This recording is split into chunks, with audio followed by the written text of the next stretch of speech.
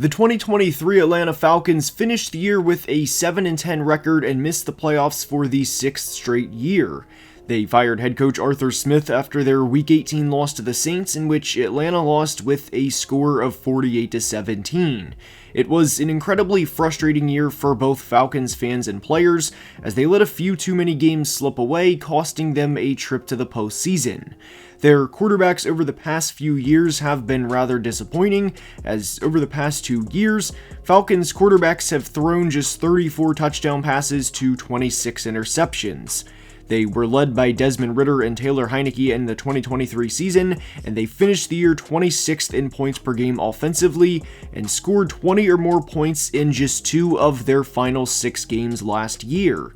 But the Falcons evidently had enough of poor quarterback play, and this offseason they went out and signed veteran quarterback Kirk Cousins to a 4-year, $180 million contract, and then drafted Washington quarterback Michael Penix at number 8 overall.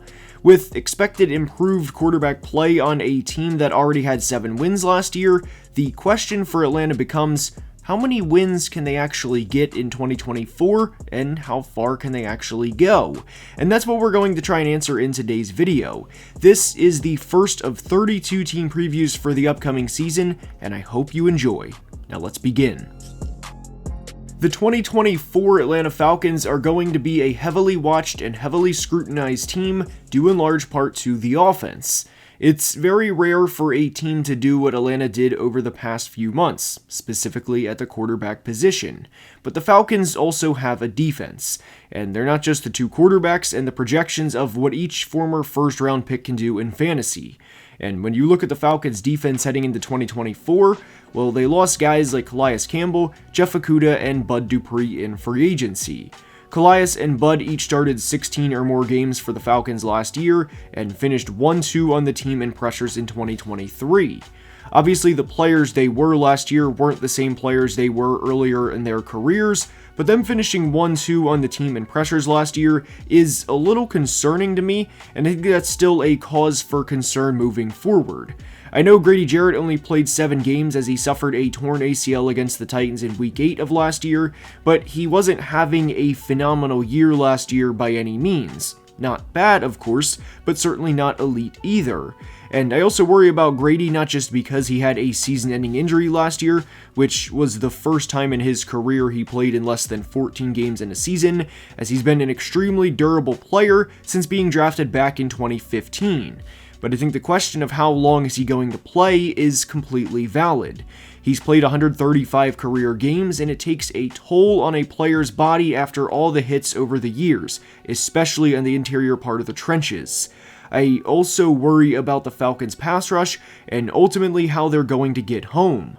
I know the immediate thought for most Falcons fans is that Arnold Ebiketie will step up, as he had a 6-sack season last year and had 12 quarterback hits in his second season. And I can absolutely see the vision when projecting the 2024 Falcons and projecting the future of Arnold. But I think it's a different thing entirely to head into the 2024 season with Arnold as your number 1 edge rusher and say, okay buddy, you're in your 3rd year now, break out and become the guy. I was also frustrated with the Falcons' usage, or lack thereof, with 2022 3rd-rounder D'Angelo Malone. I liked Malone coming out of Western Kentucky, and he had 29 tackles as a rookie in 2022 before playing 2 total defensive snaps in 2023. He was used exclusively as a special teams player last year, which really didn't make a whole lot of sense to me, as it's not like the Falcons were loaded with pass rushers, and they chose not to use a former top 100 pick, except for, again, 2 total snaps. Lorenzo Carter is a former 3rd-round pick, and he's never been a great pass rusher and should certainly not be a guy you depend on to be a reliable pass rusher. Lorenzo isn't bad, and he certainly has a role in the NFL, but heading into the 2024 season with Arnold Ebiketie, Lorenzo Carter, Zach Harrison, and D'Angelo Malone or Bradley Anae as your top edge rushers is putting your team at a disadvantage before the season starts. It's easy to say with the Falcons in 2024 that they're not going to go very far and point to a team like the 49ers, for example, who could beat not just Atlanta, but really anyone in the NFC prior to reaching the Super Bowl. Or it's easy to say, well, Kirk Cousins is good and will have good games, like the 49ers game last year, for example, but this team is much more than the few skill position players they have on offense. And I really worry with how they're going to get after the quarterback this year. They finished tied for 22nd in sacks last year with 42, and like we said, with Calais and Bud leaving, there's 13 of the 42 sacks gone. And even in Grady Jarrett's prime, he was never a big sack guy, as his career is 7.5. Hell of a player in his prime, but I don't expect Grady to have a double-digit sack year this year. And what I also worry about with Atlanta is they had just 42 sacks last year in a division that was not good in pass protection. Meaning they played 35% of their games against division opponents, like everyone did, and they really could have skewed their numbers with a big sack game against the Panthers' offensive line, which was abysmal last year, or the Saints, who also had offensive line issues, or even Tampa, who threw the ball a lot, as Baker would go on to finish 7th in passing attempts last year. But they didn't. And in today's era where getting after the quarterback is almost a prerequisite for winning, well, this is a serious concern I have with the 2024 Falcons. Are they going to be able to get past the Eagles' offensive line when it matters? Are they going to be able to get after Brock Purdy in a fast enough time before any of their players get open? Are they going to be able to get after Jared Goff if they have to go to Detroit for a playoff game? I don't think so, at least not consistently. Now, one other concern I have with the 2024 Falcons is their secondary, or at least the secondary players not named AJ Terrell and Jesse Bates.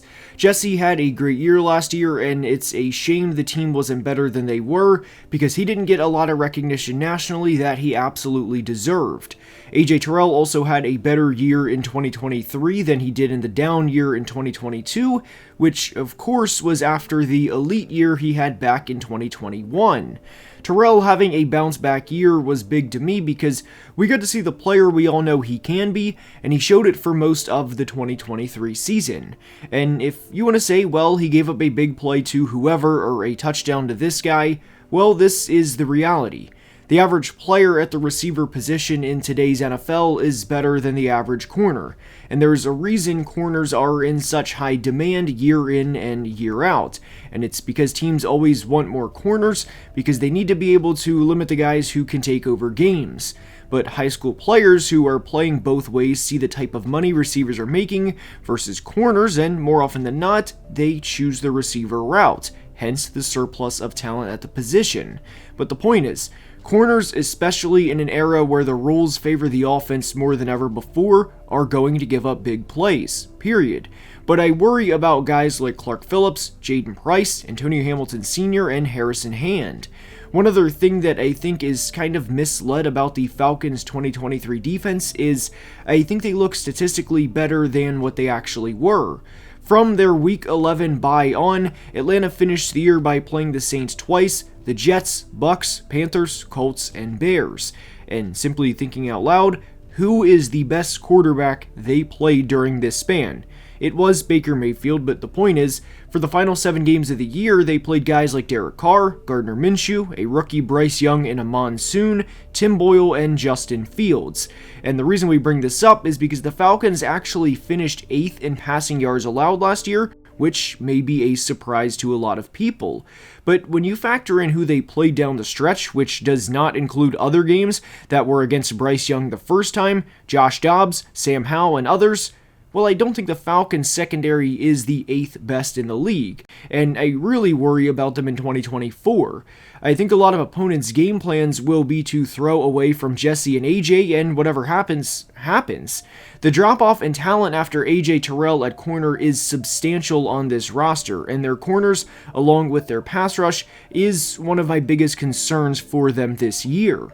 Now, for the concerns I have with the 2024 Falcons defense, it's really the opposite with the 2024 Falcons offense for a few reasons. The first, of course, is Kirk Cousins. And the reality is if you want to project Kyle Pitts to have 1,000 yards this year, like he did back in 2021, Go for it. Be my guest. And if you want to project Drake London to have 1,200 plus yards, as he had over 850 yards in each of the first 2 years of his career, while his quarterbacks were Marcus Mariota, Desmond Ridder, and Taylor Heineke, again, be my guest. Go for it. But what I am really looking forward to with the 2024 Falcons is how they use their running back duo in Bijan Robinson and Tyler Algier. One of the bigger reasons as to why I'm looking forward to watching Bijan Robinson and Tyler Algier in 2024 is now they have an actual threat at the quarterback position in front of them. Whatever you think of Kirk Cousins, whether he's a solid quarterback, whether he's a good quarterback that can at times play at a great level, or whether you are under the belief that Kirk will never ever win a big game when it matters, not the big game, but a big game, you get the point. Kirk is a substantial upgrade over what the Falcons had in 2023. And the best stat that I can show for Kirk Cousins, at least to get Falcons fans excited about, is Kirk Cousins threw 18 touchdowns in 8 games he played last year as the starter for the Minnesota Vikings. The Falcons quarterbacks combined in a 17-game season threw for 17 touchdowns. Now, obviously, you would expect Kirk to throw for less interceptions in 8 games than the Falcons quarterbacks did in 17, which of course is true, as Kirk threw just 5 interceptions to the Falcons quarterback 17. But the point is, Tyler Algier and Bijan are going to be extreme beneficiaries of having a solid quarterback in front of them. Defenses did not fear or respect Taylor Heineke or Desmond Ridder anywhere close to the level that they will respect Kirk in 2024, and that's going to play a big role in the Falcons' run game this year. There were a couple of games for the 2023 Falcons in particular that were extremely frustrating because once the opposing team took the run game away, the Falcons had zero answer, and that was of course despite having both Drake London and Kyle Pitts. And believe it or not, there are other NFL teams that would kill to have Drake London and Kyle Pitts on their team. The games most notably that come to mind are the Lions game in Week 3, in which Atlanta lost 20-6, and the Jets game later in the year in which Atlanta actually won with a score of 13-8. Now, they may have won because they were playing a combination of Tim Boyle and Trevor Siemian, but the point stands. When Atlanta couldn't run the ball last year and the game was forced into Desmond Ridder or Taylor Heineke's hands, the game went about as you would expect. And with Kirk Cousins back there this year, this is one of the bigger reasons I'm excited for the 2024 Falcons. And the reality is the Falcons' offensive line is a pretty talented unit.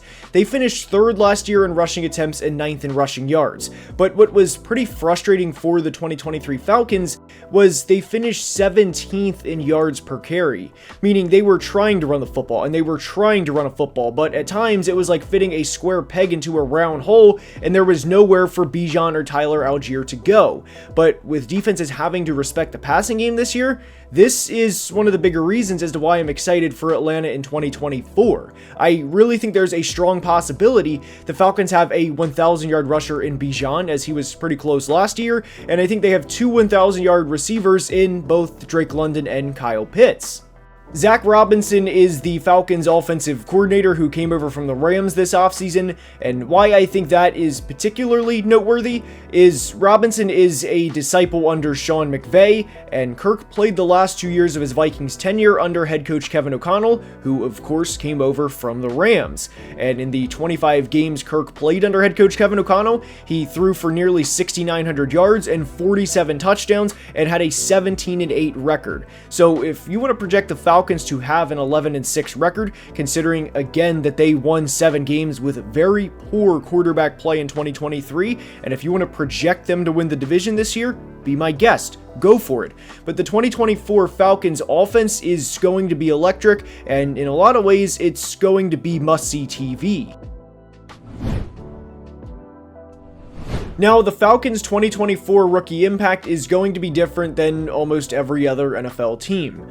The only real way Michael Penix is going to play is if it's in one of these 4 situations. 1. They're up by 21 plus points late in a game and they want to get him some live game reps. 2. They're down by 21 plus points in a game and they want to get him some live game reps. 3. Kirk Cousins goes down with a substantial injury, or 4, Kirk Cousins is playing absolutely awful and they bring in Michael Penix because of how bad Kirk is playing. So I would not expect a lot of impact from a top 10 pick for Atlanta this year. Now, I have been vocal about the fact that I did not like the Rook Ororo selection at the beginning of the second round. There's 2 big reasons as to why I didn't like the Rook selection, and the first was the Falcons traded up and used another top 100 pick to go up and get Rook, and the other was the fact that the Commanders' defensive tackle Johnny Newton, who I thought was a much better prospect than Rook, was also available. Also, when you factor in that Rook plays defensive tackle and that the defensive tackle position takes longer to get accustomed to at the NFL level, well, simply put, I don't think the Falcons are going to get a lot of rookie impact from either one of their top 2 picks. The Falcons could receive some contribution from third-round pass rusher Braylon Trice, who I did not include in the pass rushing portion of the video, mainly because if you are relying on a third-round rookie to lead your team in pressures or to lead your team in sacks, that says a lot about your roster. They could also receive some contribution from 4th rounder Brandon Dorlus, who I was a little lower on than the national media, mainly because I don't know where Brandon is going to fit in at the NFL level, but they could receive some contribution from both players. I don't think it's going to be anything to write home about, and I don't think they're going to lead the rookie class in pressures or TFLs or sacks or anything crazy, but I would not expect a lot from the 2024 Falcons draft class, at least in their rookie year. Now, we do expect Michael Penix to contribute in maybe 2025, if not 2026. 2026 for sure, that is. But for this year specifically, I would not expect a whole lot from the 2024 Falcons draft class. The 2024 Falcons schedule really isn't all that bad aside from the 2 games in weeks 2 and 3, which are at Philly and home against Kansas City on Sunday night. Going to Philly on Monday night is not going to be ideal for Atlanta, nor would it be ideal for any team, but if they can steal one of those games, I don't think 12 or even 13 wins is out of the equation for this team. The final 5-game stretch Atlanta has in 2024 in particular is a very winnable 5-game stretch, and not just 1 or 2 games in that span either. They play at Minnesota, then at Vegas on Monday night, then home against the Giants, then at the Commanders, and then home against the Panthers to close the 2024 season. And while I'm not going to go out and guarantee, especially in late June or early July, that the Falcons are going to close the season on a 5-game win streak, I just want to point out the possibility that it's probably a lot higher than you think. Ultimately, my team ceiling for the 2024 Falcons is a divisional round loss, as I don't think they're going to go into Philly in the playoffs or go into San Francisco in the playoffs and go in and beat these guys, or Detroit or Green Bay, take your pick, whoever wins the NFC North. I like the Falcons a lot this year, and I think they will be a big thorn in a lot of team sides, and they are my pick to win the NFC South, but ultimately I think they will get bounced in the divisional round of the playoffs. I hope you enjoyed the first team preview, and if you did, please like and subscribe, as only about 35% of people watching are subscribed and helps the channel tremendously. If you like this, please check out the Football Analysis Podcast. The link is in the description, and I will see you next time. Love you guys.